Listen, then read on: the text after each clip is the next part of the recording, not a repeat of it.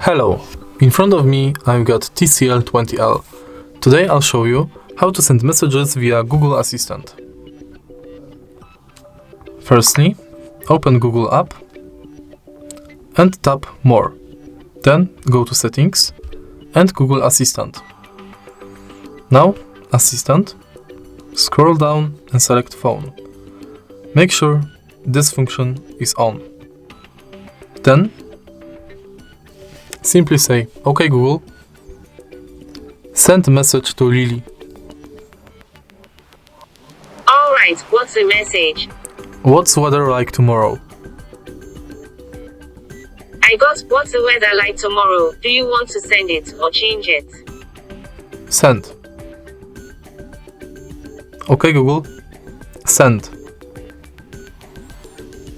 Sending your message. If you find this video helpful, please leave like, comment and subscribe.